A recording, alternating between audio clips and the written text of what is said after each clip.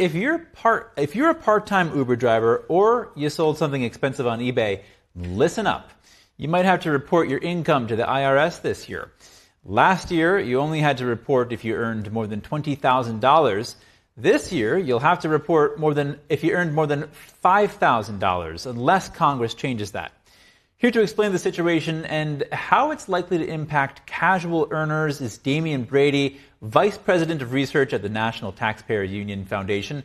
Good to have you with us today, Demian. Explain this change in the 1099-K reporting threshold that will affect the 2024 tax season. Yeah, certainly. And good morning, and thank you for having me on. Yeah, so as you noted, it's a really drastic lowering of the threshold. So this all stems back to a 2021 law that changed this from 200 transactions and $20,000. By law, it's $600, and that's what was set in law. But the IRS has said they're going to implement it next year at a $5,000 threshold. So this 1099-K form is also known as the Venmo form because platforms like Venmo, eBay, PayPal, Google Pay, and dozens of others of applications like that have to use this form to report their customers' transactions to the IRS, and the taxpayer is going to get a copy of this as well. So the problem here is that not all of these transactions are taxable. So, for example, if you get Venmo'd money after a dinner with friends or family, that's not income, but that transaction is going to show up on the 1099-K form.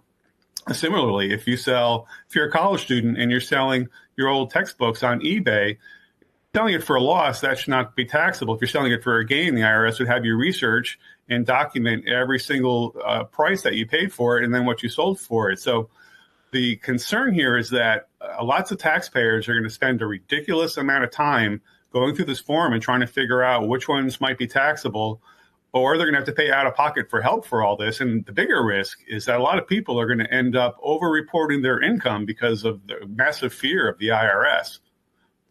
Wow. So is there any downside for the IRS in this?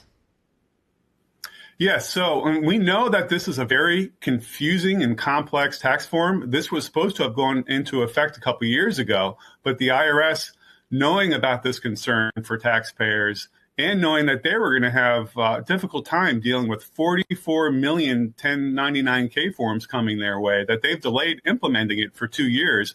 And so then this year they've said that they're going to do a $5,000 threshold. But the problem there is that where do they have the authority to do this? Congress writes the laws, and the executive branch and the IRS are supposed to interpret them. So Congress needs to take action. And thankfully, they are working on Representative Carol Miller's Venmo bill, which would fix this problem and restore the previous threshold of 200 transactions and $20,000. Because a lot of people are just dealing with inflation, and they shouldn't have to worry about figuring out all these confusing IRS tax forms. Now, if this 1099-K reporting threshold is indeed lowered from 20,000 to 5,000, what should people affected do to prepare? Well, you're going to have to treat your personal life, as if you're running a business and document receipts. And if you're a casual seller, just trying to make ends meet by having an ongoing garage sale on eBay, the IRS would have you go back and trace the original price that you paid for all these things and what you sold it for, so you can get the basis difference. And it's going to have to be a lot of burdenous paperwork if the IRS or if Congress does not step in to rein in the IRS on this issue. So you're obviously paying a lot of attention to this issue. From what you're seeing in Congress, does it look likely that they're going to step in to take action on this, or do you think that this new threshold will indeed go into place? Well, on the plus side, there is bipartisan concern that this $600 threshold is too low. The Republicans have their bill that would go back to the old threshold. Several Democrats have introduced an alternative, which would be matched at $5,000, which is where the IRS is going to enforce it. Either of those options would provide a broad relief for a lot of taxpayers, because the burden of this is going to fall a lot on those people that the Biden administration said we're not going to see higher new taxes. Hardworking Americans making less than $200,000 a year. So on the plus side, there is bipartisanship, but we've gone for a couple of years now where they have not been able to come to an agreement. So hopefully they will this year to provide relief for taxpayers.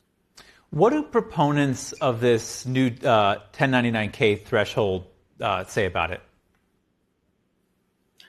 The people who advocated for lowering it to $600, their main concern was the use of Airbnb by wealthy people and they're not reporting that income. That was the main reason why they introduced this and why they are leaning towards the $5,000 threshold rather than the previous one of $200,000 and 200 transactions. All right, Demian Brady, Vice President of Research at the National Taxpayers Union Foundation. Thank you so much for your time. Thank you for having me on.